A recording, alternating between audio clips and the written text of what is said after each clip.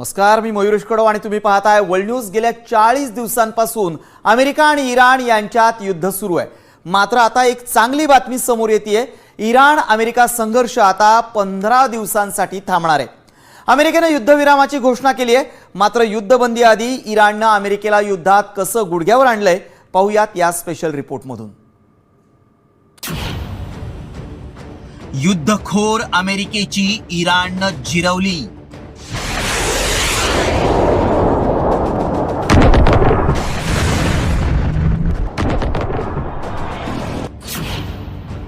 Trump यांची धमकी हवेत विरली।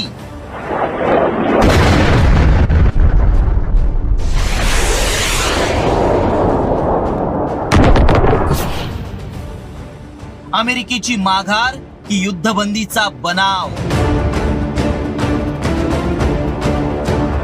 इराण विरोधात युद्ध छेडून महासत्तेच्या इज्जतीची लक्तर वेशीवर टांगणाऱ्या डोनाल्ड ट्रम्प यांची इराणनं अक्षरशः खिल्ली उडवली आहे। इराणी सैनिकांपुढे ट्रम्प यांनी अक्षरशः गुडघे टेकल्याचा फोटो इराणी दूतावासानं पोस्ट केलाय आणि त्याला कारण ठरलंय इराणला बेचिराग करू अशी धमकी देणाऱ्या ट्रम्प यांची युद्धबंदीची घोषणा।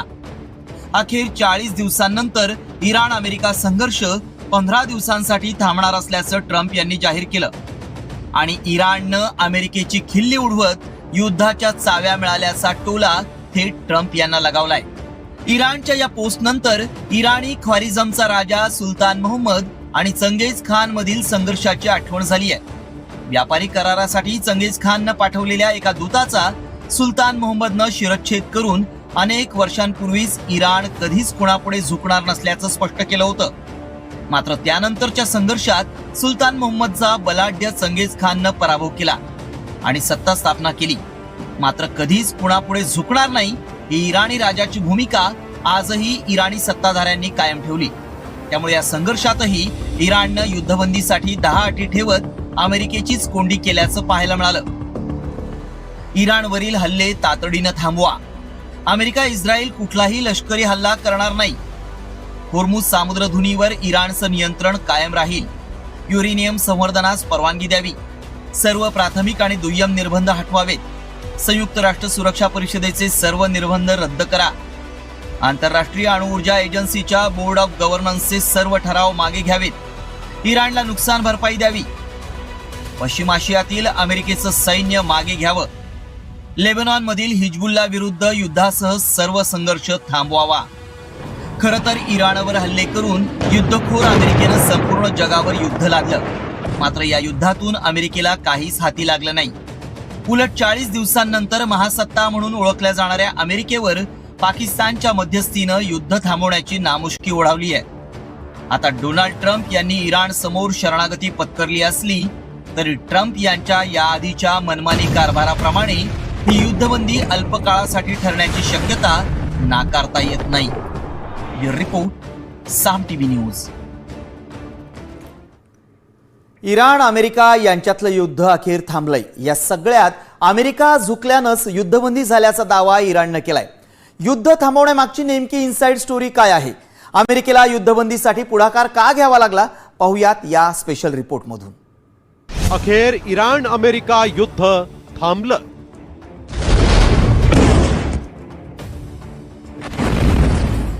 इराणनं आणलं अमेरिकेला गुडघ्यावर।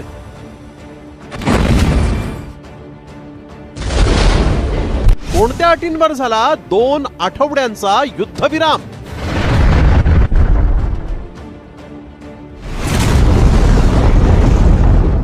अमेरिकेनं इस्रायलच्या मदतीनं इराण विरोधात युद्ध छेडलं।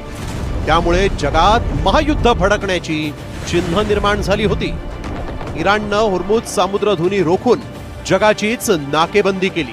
मात्र अखेर अमेरिका आणि इराणमध्ये पाकिस्तानच्या मध्यस्थीनं 2 आठवड्यांची युद्धबंदी जाहीर करण्यात आली। त्यासाठी इराणनं अमेरिकेपुढे 10 अटी ठेवल्या आहेत। या अटींवर अमेरिका झुकल्यानंच युद्धबंदी झाल्याचा दावा इराणनं केला। मात्र हे युद्ध कसं थांबलं त्याची ही इनसाइड स्टोरी पहा।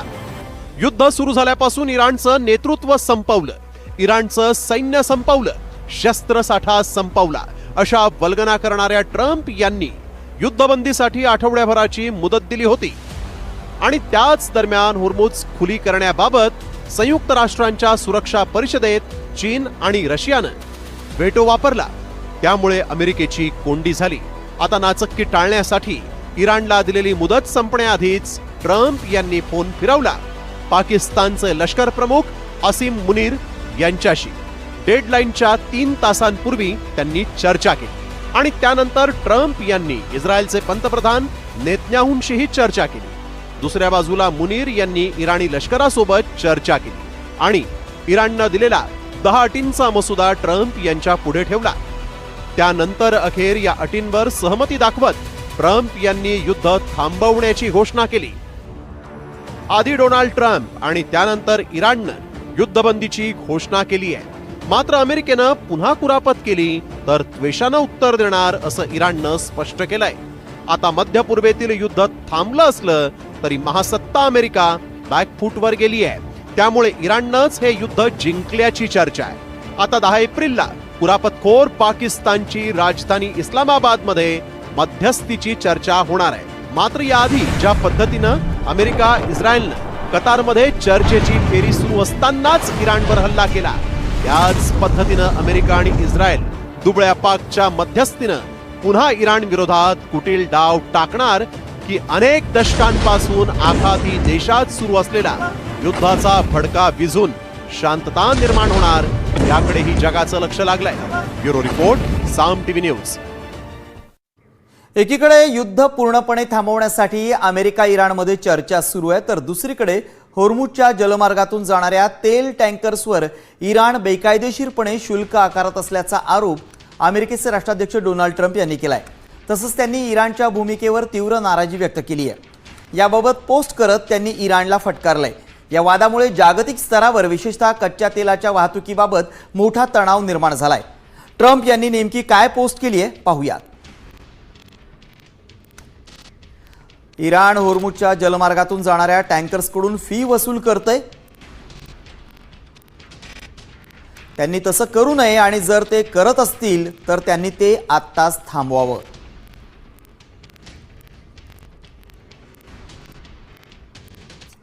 इराण अमेरिकेत युद्धविरामासाठी करार झाला. इराणच्या 10 अटी मान्य करून अमेरिकेनं युद्धबंदीची अधिकृत घोषणा केली. मात्र याच घोषणेनंतर इस्रायलनं लेबेनॉनवर केलेल्या विध्वंसक हल्ल्यामुळे युद्ध पुन्हा पेटणार का असा सवाल उपस्थित होतोय. ते कसं पाहूयात या स्पेशल रिपोर्टमधून. युद्धाची आग पुन्हा पेटणार.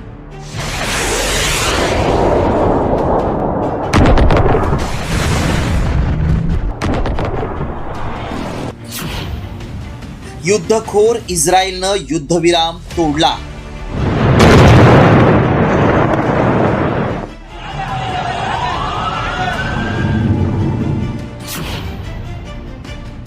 लेबेनॉनवरील हल्ल्यानं इराणचा संताप.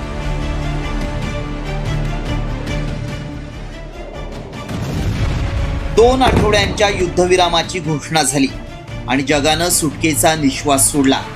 मात्र हा आनंद क्षणभंगूर ठरलाय. एकीकडे अमेरिका आणि इराणमध्ये कागदावर करार होत असताना दुसरीकडे इस्रायलनं लेबेनॉनवर विध्वंसक हल्ला केला. इराणनं होर्मुझची सामुद्रधुनी खुली करावी आणि बदल्यात अमेरिकेनं हल्ले थांबवावेत असा करार झालेला असताना इस्रायलच्या युद्धखोर भूमिकेमुळे पुन्हा युद्धाचा वणवा पेटणार असल्याचं चित्र निर्माण झालंय. युद्धविरामानंतर जगाचं लक्ष इराणकडे असताना इस्रायलनं अचानक लेबेनॉनच्या हिजबुल्लाहवर मोठा हल्ला चढवला. अवघ्या 10 मिनिटात बेरूत, बेक्का व्हॅली आणि दक्षिण लेबेनॉनमधील 100हून अधिक कमांड सेंटर्स उद्ध्वस्त करण्यात आले. या हल्ल्यात 254 लोक मारले गेलेत तर 1000हून अधिक नागरिक जखमी झालेत. दरम्यान इराणच्या IRGCनं होर्मुझ सामुद्रधुनीत समुद्री सुरंग पेरल्याचा संकेत देणारा नकाशा प्रसिद्ध केलाय. या नकाशात मोठे वर्तुळ करून पर्शियन भाषेत डेंजर झोन असं सांगण्यात आलंय. त्यामुळे जगाच्या इंधन पुरवठ्यावर गंभीर परिणाम घडून आणण्याचा इशारा इराणनं दिलाय. मात्र युद्धखोर इस्रायलनं इराणच्या धमकीला हलक्यात घेत लेबेनॉनवर हल्ले सुरू ठेवण्याचा इशारा दिलाय. इस्रायली पंतप्रधान बेंजामिन नेतन्याहू काय म्हणालेत ऐका. इराण सोबतच्या युद्धविरामात हिजबुल्लाचा समावेश नाही, त्यामुळे इस्रायल लेबेनॉनवरील हल्ले सुरूच ठेवेल. दुसरीकडे इस्रायलच्या युद्धखोर भूमिकेमुळे आणि इराणनं होर्मुझमध्ये सुरुंग पेरल्याच्या संशयामुळे अमेरिकेच्या पायाखालची जमीनच हादरली आहे. त्यामुळे ट्रम्प यांनी पुन्हा इराणच्या धमकीला प्रत्युत्तर दिलंय. इराण सोबत झालेल्या नव्या कराराची पूर्णपणे अंमलबजावणी होईपर्यंत अमेरिकेच्या सर्व युद्धनौका, विमानं आणि सैन्यदल इराणच्या अवतीभोवती तैनात राहतील. जर कोणत्याही कारणास्तव या कराराचं उल्लंघन झालं तर असं युद्ध सुरू होईल जे जगानं यापूर्वी कधीही पाहिलेलं नसेल. ट्रम्प यांच्या या इशाऱ्यामुळं पुढील मोहिमेसाठी अमेरिकी सैन्य सज्ज असल्याचं आणि अमेरिका इज बॅकची भूमिका कायम असल्याचं पाहायला मिळतंय. त्यामुळं अमेरिका आणि इराणमधील हा युद्धविराम किती काळ टिकणार? लेबेनॉनवरील हल्ले इस्रायल थांबवणार का? आणि जर लेबेनॉनवरील हल्ल्यांमुळे इराणनं होर्मुझ जलमार्ग रोखल्यास शांततेचा हा शेवटचा करार जगाला महायुद्धाच्या खाईत लुटणार का? याकडेच जगाचं लक्ष लागलंय. रिपोर्ट साम टीव्ही न्यूज. डोनाल्ड ट्रम्प आणि बेंजामिन नेतन्याहू यांच्यात झालेल्या फोननंतर इस्रायल लेबेनॉन सोबत चर्चेला तयार झालाय. अमेरिकेनं इराण सोबतच्या शस्त्रसंधीसाठी हल्ले कमी करण्याचं आवाहन केलंय. तरी नेतन्याहूंनी हिजबुल्लाहवरील लष्करी कारवाई सुरूच ठेवण्याचे स्पष्ट केलंय. दुसरीकडे इस्रायलच्या हल्ल्यांमुळे संतप्त झालेला लेबेनॉन आता याविरोधात संयुक्त राष्ट्रात दाद मागण्याच्या तयारीत आहे.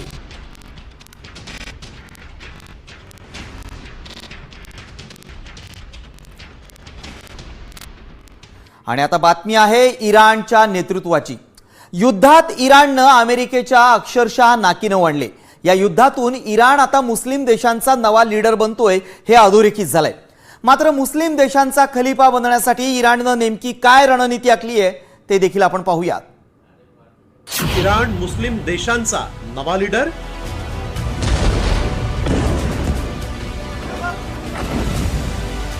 आखाती युद्धामुळे बदलणार गणित?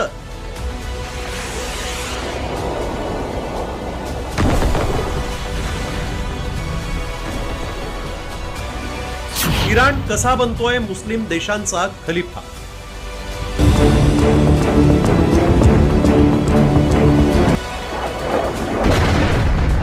महासत्ता अमेरिकेच्या इज्जतीची इराणनं पुरती धुळधाण उडवली आणि अमेरिकेला दुबळ्या पाकिस्तानच्या मदतीनं शस्त्रसंधी करण्यास भाग पाडले. आता 2 आठवड्यांची शस्त्रसंधी झाली असली तरी इराणनं एकाच दगडात अनेक पक्षी मारले.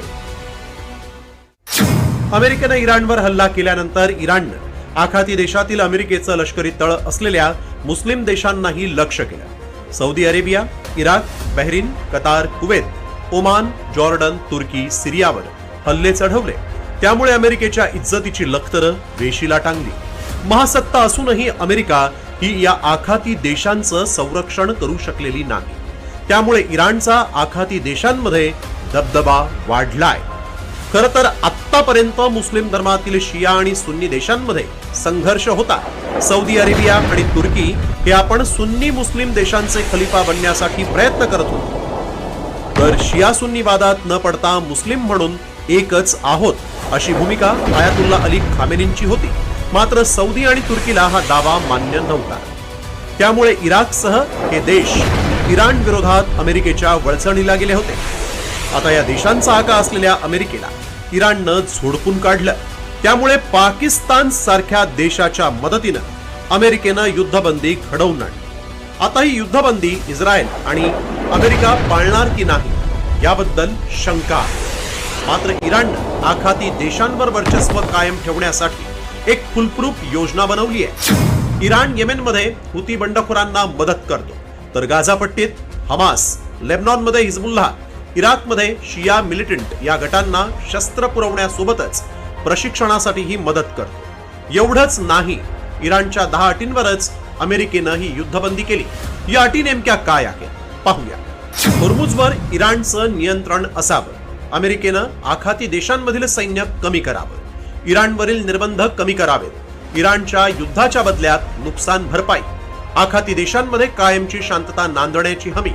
आता इराणनं अस्तित्वाची लढाई बनवून अमेरिकेला गुडघ्यावर आणलं. त्यामुळे आपला आकाच बेइज्जत झाल्यानं तुर्की आणि सौदी अरेबिया इराण पुढे आता दबूनच वागण्याची शक्यता आहे. त्यामुळे 153 देशांच्या इस्लामिक देशांच्या संघटनेचं नेतृत्वही इराणकडे येण्याची शक्यता आहे. ब्युरो रिपोर्ट, साम टीव्ही न्यूज.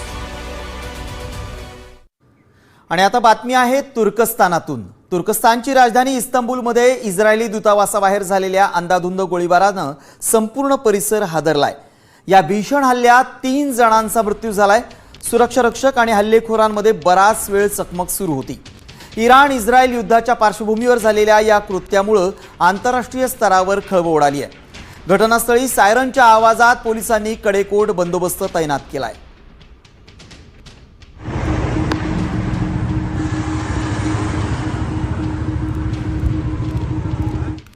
होर्मुझ जलमार्गातील तणावाच्या पार्श्वभूमीवर व्यापारी जहाजांच्या सुरक्षेसाठी फ्रान्सच्या नेतृत्वात 15 देशांनी प्लॅन बी आखलाय. या संदर्भात फ्रान्सचे राष्ट्राध्यक्ष इमॅन्युएल मॅक्रॉन यांनी संरक्षण मोहिमेची घोषणा केली आहे. या मोहिमेचा मुख्य उद्देश तेल आणि इतर जीवनावश्यक वस्तूंची वाहतूक करणाऱ्या व्यापारी जहाजांना सुरक्षा पुरवणं हा आहे. 15 देश व्यापारी जहाजांना सुरक्षा देतील. विशेष म्हणजे अमेरिकेच्या थेट लष्करी सहभागाशिवायही या क्षेत्रात सुरक्षा व्यवस्था राखता यावी यासाठी हा पर्याय निवडण्यात आलाय.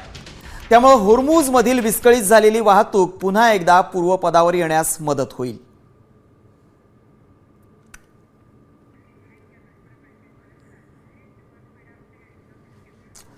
अमेरिका इस्रायल विरुद्ध इराण हा आखातातला संघर्ष मिटण्याची चिन्ह असताना आता पूर्व आशियात पुन्हा युद्धाचा भडका उडण्याची शक्यता आहे. कारण उत्तर कोरियानं जपानची धडकी भरवणारी कृती केली आहे. उत्तर कोरियाच्या या कृतीमुळे पूर्व आशियात जपान आणि उत्तर कोरिया यांच्यात युद्ध भडकणार का असा सवाल उपस्थित होतोय. आखातात मिटलं, पूर्व आशियात पेटलं.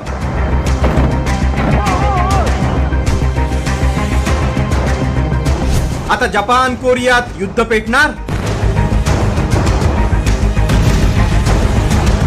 उत्तर कोरियाने डागलं जपानच्या दिशेनं मिसाईल. युद्धखोर डोनाल्ड ट्रम्प यांनी इराण विरोधात छेडलेलं युद्ध 15 दिवसांसाठी थांबलं. मात्र त्याच वेळी उत्तर कोरियाचा हुकुमशहा किम जोंग उननं जगाचं टेन्शन वाढवलं. कारण उत्तर कोरियानं धडकी भरवणाऱ्या बॅलिस्टिक मिसाईल जपानच्या दिशेनं डागल्याचा संशय व्यक्त होतोय. उत्तर कोरियाकडून जपानच्या दिशेनं क्षेपणास्त्र लॉन्च केल्याचा संशय असल्यानं जपानच्या पंतप्रधान कार्यालयानं नागरिकांसाठी अलर्ट जारी केलाय. जपान उत्तर कोरियाच्या क्षेपणास्त्र विषयक हालचालींना खूप गांभीर्यानं घेतो. तेव्हा उत्तर कोरिया क्षेपणास्त्र डागतो तेव्हा जपानमध्ये पंतप्रधान कार्यालय आणीबाणीचा इशारा देते. या इशाऱ्यानं सरकारचं आपत्ती व्यवस्थापन पथक सक्रिय होतं. मंत्रालय, सुरक्षा यंत्रणा माहिती गोळा करतात आणि तातडीच्या उपाययोजना केल्या जातात. खरं तर जपान आणि उत्तर कोरिया यांच्यातील संघर्षाला ऐतिहासिक वादाची किनार आहे. 1910 ते 1945 या काळात जपानचं कोरियावर वर्चस्व होतं. मात्र दुसऱ्या महायुद्धानंतर अमेरिकेनं जपानवर अणुबॉम्ब टाकून विध्वंस घडवला. त्यानंतर 1948 मध्ये कोरियाचे 2 तुकडे झाले. त्यानंतर उत्तर कोरियावर सोव्हिएत युनियनचं वर्चस्व होतं आणि दक्षिण कोरियावर अमेरिकेचं. पुढे याच विभाजनावरून कोरियात युद्ध पेटलं. त्यात लाखो कोरियन लोकांचा मृत्यू झाला. मात्र जपान आणि दक्षिण कोरिया हा अमेरिका धार्जिणी भूमिका घेत असल्यानं उत्तर कोरियाचा जपानवर राग आहे. 2006 मध्ये पहिल्यांदा उत्तर कोरियानं अण्वस्त्र चाचणी केली. त्यानंतर अमेरिकेनं उत्तर कोरियावर निर्बंध लादले. मात्र त्याला न जुमानता उत्तर कोरियानं अण्वस्त्र चाचण्यांची मालिका सुरूच ठेवली. एवढंच नाही तर किम जोंग उनच्या नेतृत्वात उत्तर कोरियानं हायड्रोजन बॉम्बचीही चाचणी केली. तर गेल्या 8 वर्षात उत्तर कोरिया जपानच्या समुद्रात सातत्यानं क्षेपणास्त्रांच्या चाचण्या करतोय. गेल्याच महिन्यात उत्तर कोरियानं दक्षिण कोरिया आणि जपानच्या दिशेनं समुद्रात 10 बॅलिस्टिक क्षेपणास्त्र डागली होती. आता पुन्हा एकदा उत्तर कोरियानं क्षेपणास्त्र डागल्यानं आखाती देशानंतर कोरिया आणि जपानमध्ये युद्ध भडकणार का याकडे जगाचं लक्ष लागलंय. ब्युरो रिपोर्ट, साम टीव्ही.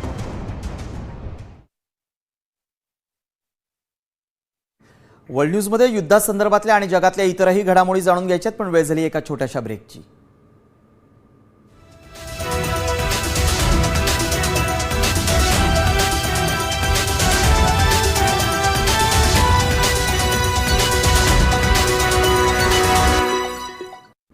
ब्रेकनंतर आपलं पुन्हा एकदा स्वागत. आता जगभरातल्या इतरही महत्त्वपूर्ण घडामोडी पाहूयात, अर्थात झटपट.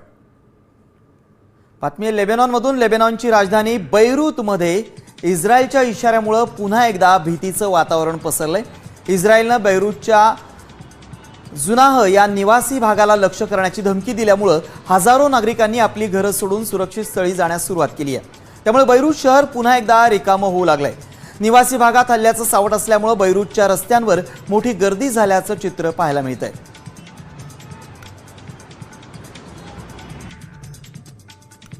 अमेरिका इस्रायलच्या हल्ल्यात जखमी झालेले इराणचे माजी परराष्ट्र मंत्री कमाल खराजी यांचं निधन झालंय।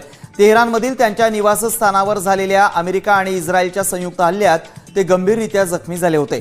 याच हल्ल्यात त्यांच्या पत्नीचाही मृत्यू झालाय।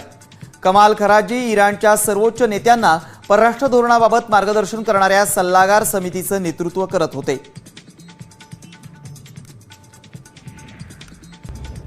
अमेरिका इराणमध्ये 2 आठवड्यांसाठी युद्धविरामाची घोषणा झाल्यानंतर आता रशियानं देखील युक्रेन विरोधातील युद्धात 2 दिवसांच्या युद्धविरामाची घोषणा केली आहे। रशियाचे राष्ट्राध्यक्ष व्लादिमीर पुतीन यांनी ऑर्थोडॉक्स ईस्टर सणानिमित्त 2 दिवसांसाठी युद्धविरामाची घोषणा केली आहे। युक्रेनने देखील युद्धविरामाचं पालन करावं अशी अपेक्षा त्यांनी व्यक्त केली आहे। मात्र रशियाकडून जाहीर करण्यात आलेल्या युद्धविरामाबाबत युक्रेनकडून अद्याप कोणताही प्रतिसाद आलेला नाही। आखाती देशातील युद्ध आणि होर्मुझ जलमार्गातील वाढत्या तणावाच्या पार्श्वभूमीवर भारतासाठी अत्यंत दिलासादायक बातमी आहे। भारताचं LPG गॅस वाहू जहाज भारतात दाखल झालंय।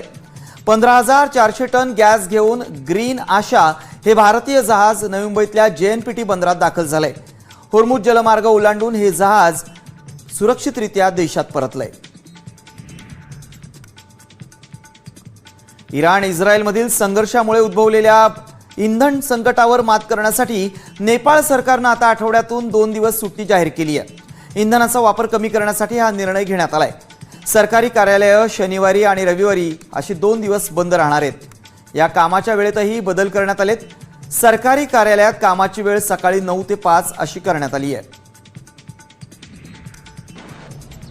बातमी मेक्सिकोतून। मेक्सिकोतील ओल्मेका ऑइल रिफायनरीला भीषण आग लागली।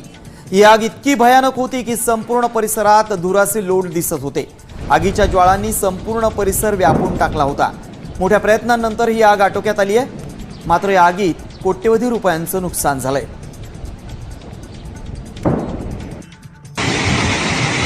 अफगाणिस्तानला मुसळधार पावसानं झोडपलंय। गेल्या 10 दिवसांपासून सुरू असलेल्या पावसामुळे पूरस्थिती निर्माण झाली असून भूस्खलनाच्या घटनाही घडल्या आहेत। यात आतापर्यंत 77 जणांचा मृत्यू झालाय तर 137 जण जखमी झालेत।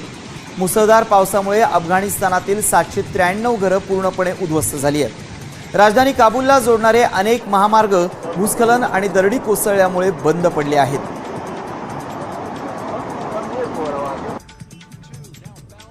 नासाच्या ऐतिहासिक आर्टेमिस 2 मोहिमेवरील 4 अंतराळवीर चंद्रप्रदक्षिणा पूर्ण करून पृथ्वीवर परतणार आहेत। चंद्राच्या पलीकडच्या बाजूने पृथ्वीवर परतणाऱ्या 4 अंतराळवीरांनी अंतराळातून घेतलेल्या पहिल्या पत्रकार परिषदेत आपल्या भावना देखील व्यक्त केल्या। आता ते दक्षिण कॅलिफोर्नियाच्या किनारपट्टीवर उतरणार असून हे 4 अंतराळवीर इतिहासातील सर्वात लांबवर प्रवास करणारे मानव ठरले आहेत।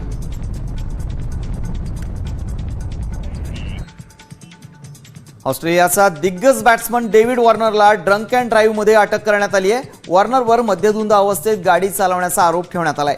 सिडनीतल्या मारुब्रा परिसरात पोलिसांनी वॉर्नरला अटक केली। ब्रीड टेस्टमध्ये वॉर्नरच्या शरीरातील दारूचं प्रमाण कायदेशीर मर्यादेपेक्षा जवळपास दुप्पट आढळलं। वॉर्नर सध्या पाकिस्तान प्रीमियर लीगमध्ये खेळतोय। सुट्टीत तो ऑस्ट्रेलियात परतला होता।